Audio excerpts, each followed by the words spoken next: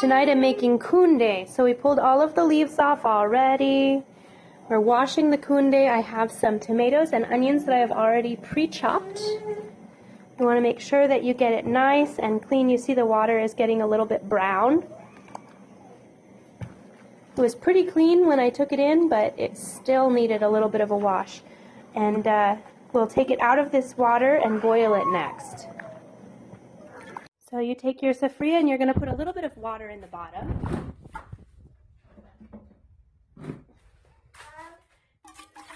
You don't want too much because everything is going to cook down. But we do want to boil the kunde first to make it nice and soft and tender, and then we're going to drain it out.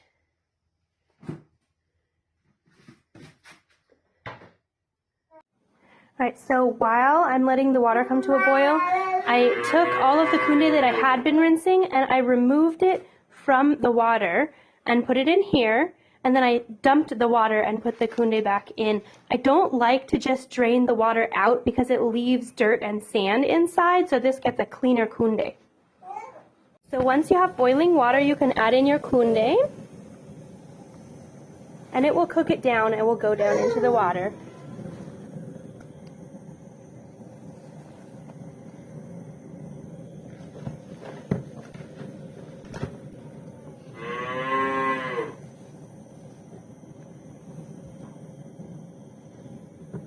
And we'll just leave it for several minutes to cook down and become tender.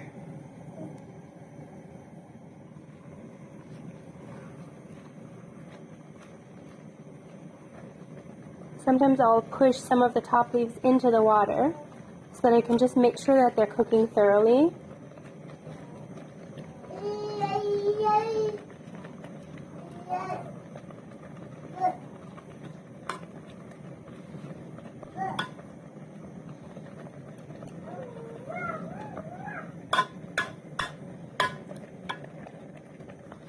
Once it's fully incorporated into the water, I can just let it cook in that boil.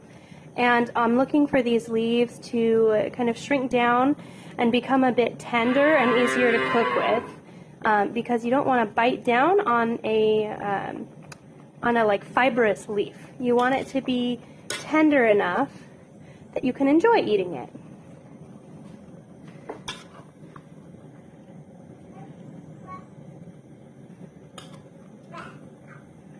My husband tends to like it a little bit less thoroughly cooked than I do. But since I am cooking it the traditional way from the village today with something called Mukhelekha, at least in the Mzunkusu it's called Mukhelekha. It is a water that has been seeped through a bean chaff. Typically, sometimes other type of chaff is used, but bean chaff is typically what I get from my mother-in-law to use. And it adds a distinctive flavor, a depth of flavor to the kunde, and it really, you'll need a tender kunde in order to use that one. So we'll cook it down to a bit of tenderness, and then what we'll do is well, I suppose I'll show you. But we're going to go ahead and drain off this water in a few minutes as soon as this is tender enough. Alright, so as you can see, the leaves have darkened up quite a bit. And I just tested one, and they're quite soft now, not very fibrous to eat. So I'm going to go ahead and take them out. Instead of dumping the water, what I will do is I will take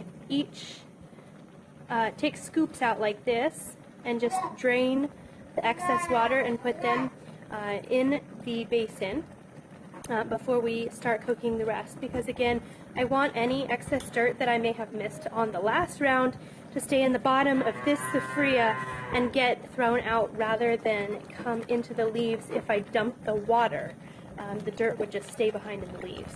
The kunde that has been drained, here's the kunde that's been drained, steaming up a storm.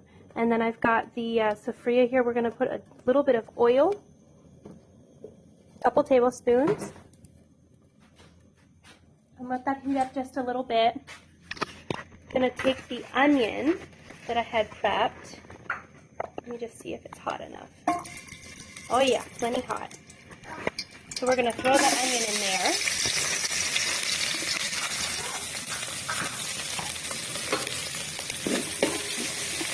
And let that cook down just a little bit.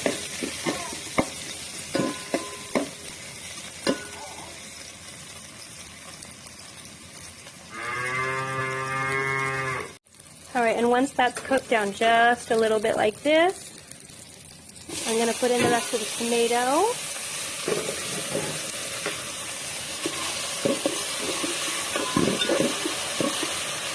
And I want this to cook just enough to bring out the natural sweetness of the tomato before I add in anything else. So now I can see the tomato is breaking down just a bit. So that's right where I want it. I'm going to add in the kunde.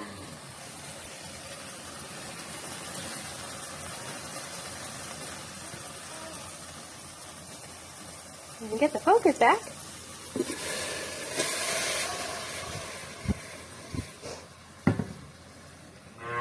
You see how much smaller that it is than when we started? And we want this to fry up with all of those flavors.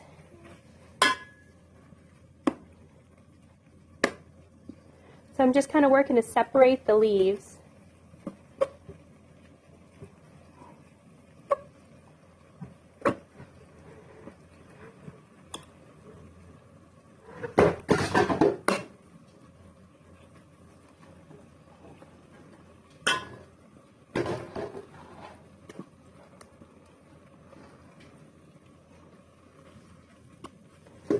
Instead of having these big lumps like this, I want it to be separated a lot more.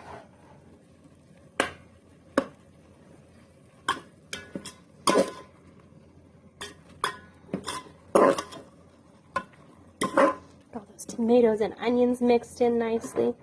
And I am not adding the salt yet. I salt at the end to make sure that the flavor is there. But I don't want to over salt, so I just salt later on after the flavor is already in the dish. And I will let this cook down for a little while because you want it all to combine. I need the kunde to continue to break down just a little bit. So here we have some nicely cooked down kunde. This is what that Mukhelekha looks like. No, I did not purchase it in this. This is an old vinegar bottle. This is some that I made at home. And you add some of that in. And you just let it cook into it.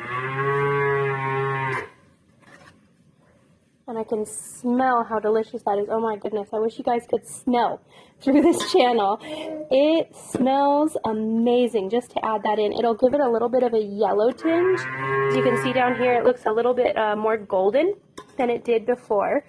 It was just like a light brownish green, and now it is like completely yellow. We're going to let that cook down into it a little bit. I'm going to add some milk in a minute. And we'll just let this simmer. This is a process, but my goodness, it's the time that you take just cooking it on simmer here and letting it cook slowly that really, really adds a lot to this dish. We have a cow. So our cow produces plenty of milk every day right now. This is some cream that I've added. And here's some milk that we're going to add into here, and it'll simmer down with the rest of it and give a sweetness to balance out the bitterness of the Mukhelekha. This is like a buttercream. It will melt down really well, but it'll take a minute. Fresh cow cream.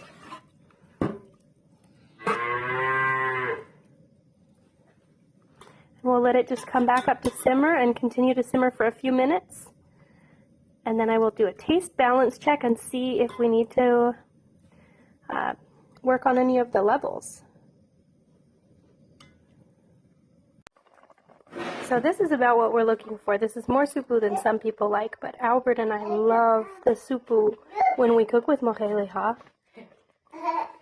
You can see the supu.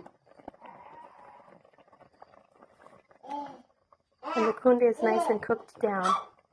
and tenderized. So this one is ready to go. I'm just going to add a little bit of sea salt, and we can have dinner with ugali.